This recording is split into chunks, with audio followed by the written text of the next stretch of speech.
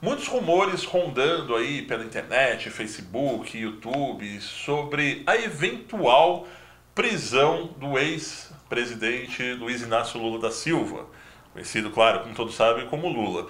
Mas eu decidi estar fazendo essa matéria e levando aqui para vocês o canal Fato Notícias sob o conhecimento jurídico um profissional renomado no Brasil inteiro, que é o Dr. José Beraldo, que vai nos esclarecer vários pontos, o que tem de mito, o que não tem, quais são as possibilidades ou não dessa eventual prisão poder estar acontecendo ou não. Obrigado, Felício. É um prazer estar com você. Você está sendo efetivamente muito prestigiado, mas isso é inerente à pessoa, aquelas pessoas competentes, eu diria sempre, jornalistas competentes que trabalham, e você faz acontecer realmente porque você faz um trabalho profissional, ético e verdadeiro. Vamos lá, Dr. Beraldo. O que hoje cabe a essas acusações que estão sendo feitas ao Lula? Ele ainda não virou réu, se eu não me engano. Ele apenas está sendo investigado. Quais são esses crimes?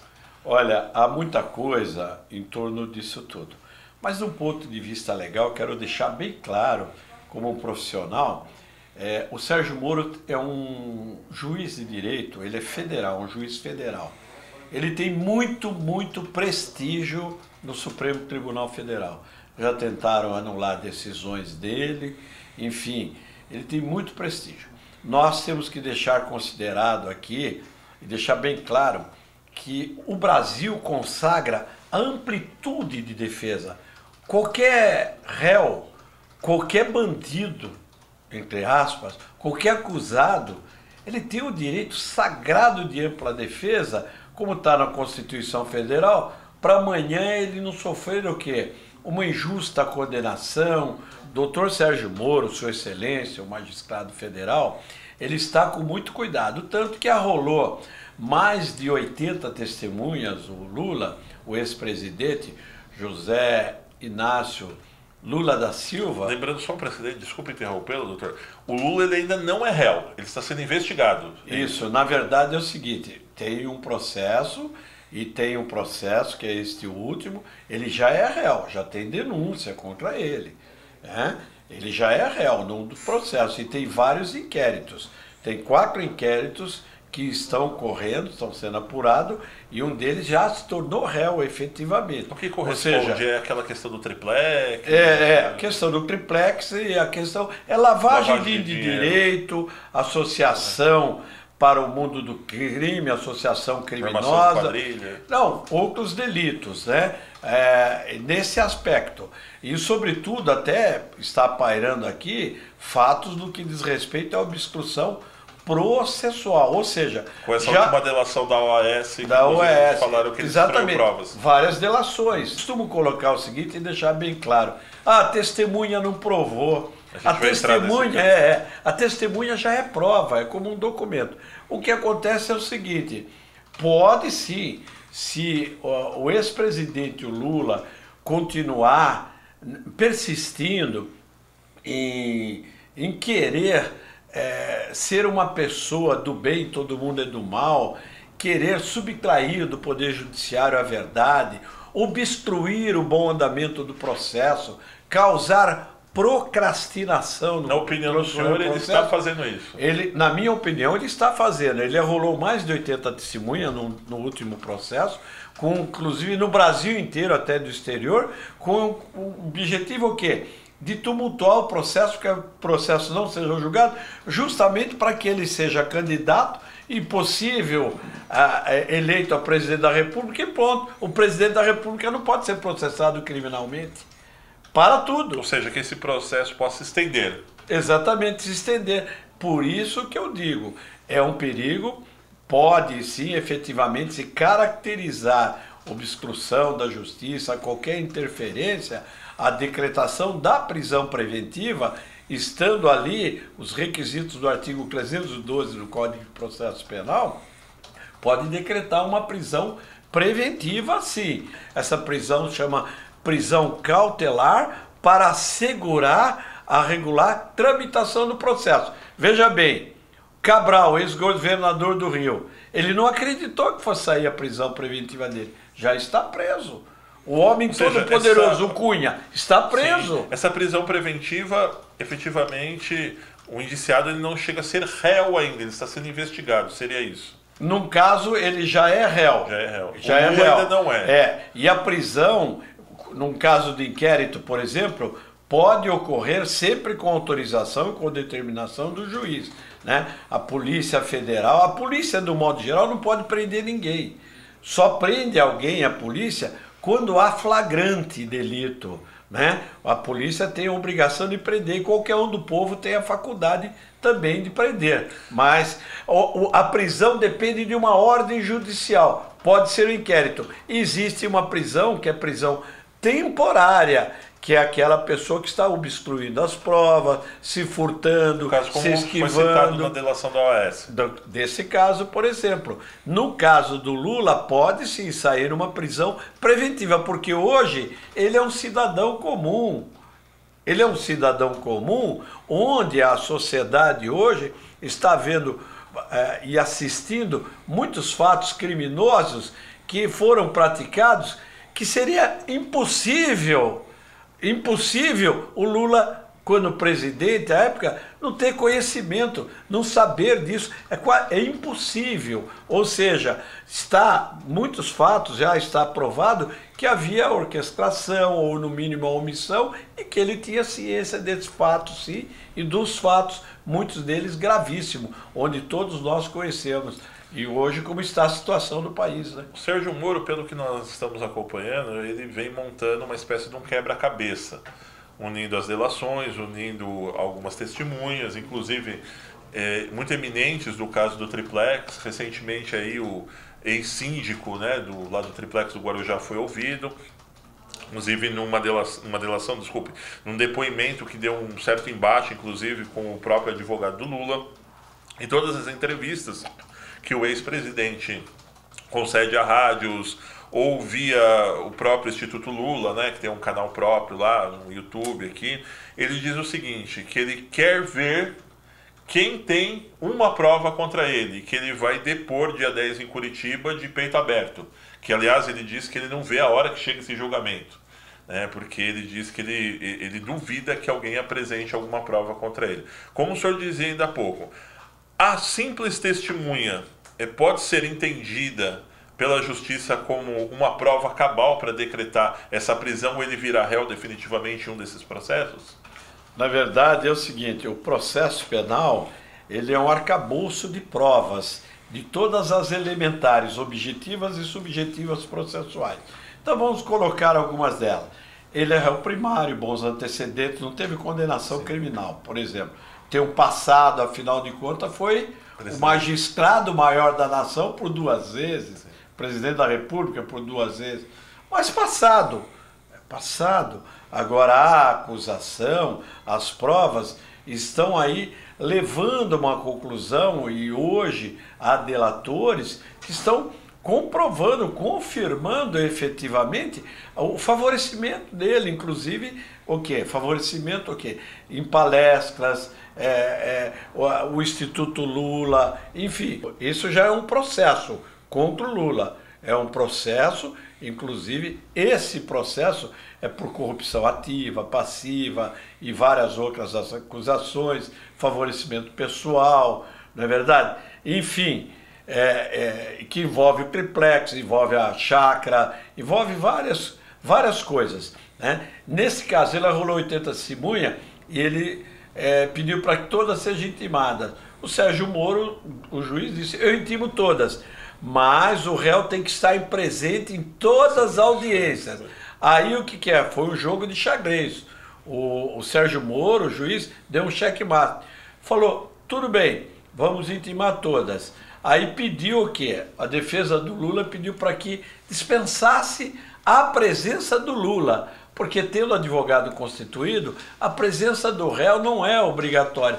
O Sérgio Moro falou, tudo bem, eu dispenso a presença do Lula, desde que diminua o rol das testemunhas. Ou seja, o que se quer é buscar uma justiça célere, uma justiça rápida. Mesmo porque, Felício, justiça lenta é uma forma de se praticar injustiça. Ou seja, e qualquer condenação dele vai ter ad referendo do Supremo Tribunal Federal depois, né? Uma prisão que, se for decretada pelo juiz, o juiz é de primeiro grau, o Sérgio Moro é federal.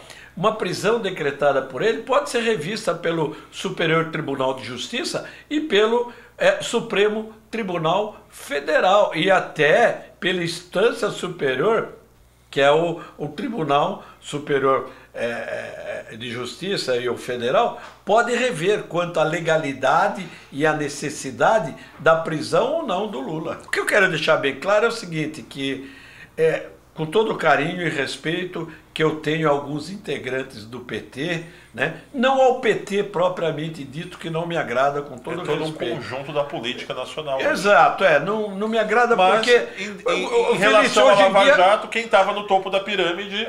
Mas hoje em dia todos os partidos estão envolvidos, há uma podridão muito grande, tá se falando que a falta de legitimidade até no Brasil... E se vem acontecer, não eventualmente, e caso venha acontecer o que nós debatemos sempre lá na TV, é o seguinte: caso venha acontecer uma eventual prisão do ex-presidente, ou até mesmo uma condenação, algo desse tipo, que não se pare a Lava Jato por aí.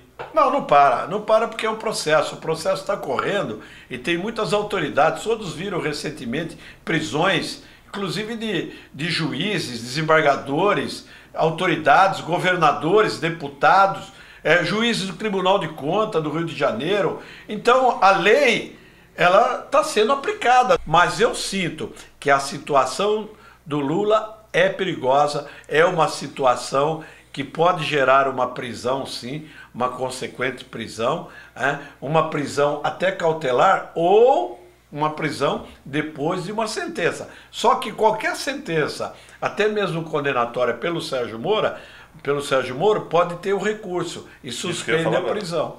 Talvez por isso que ele não tomou essa atitude até agora. Porque muitas pessoas dizem que ele, como um bom jogador de xadrez, como nós citamos aqui inclusive, ele pode estar esperando aí alguma eventual prova cabal, que é o tanto que o Lula diz que ninguém tem. O que eu entendo é o seguinte, no meu entendimento, o juiz, o magistrado Sérgio Moro e suas excelências, os ministros do Supremo Tribunal Federal, está mostrando assim, não há ninguém no Brasil acima da lei, todos são iguais à lei. Dura lex sed lex, a lei é dura, mas é a lei. Ninguém esperava, por exemplo, de repente, a própria esposa do governador do Rio de Janeiro, né, ser presa, né? Ninguém esperava, nem o próprio governador, ele mesmo ser preso. Então há um elemento de prova muito forte, e inclusive a última delação, né, envolvendo a Odebrecht, envolvendo o Instituto Lula, né, Palocci, que pagava... Que, aliás, não foi uma delação, né? E falta a delação dele. Sim, ele negociou a delação dele, digamos assim, no depoimento.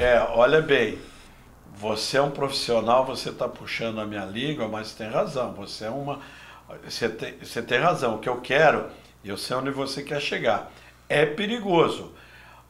O Palocci fazendo a delação e entregando provas do que ele delatará, entregando provas do que ele sabe, do que ele participou, do que o Lula participou, sim, pode sim ser decretada a prisão do Lula.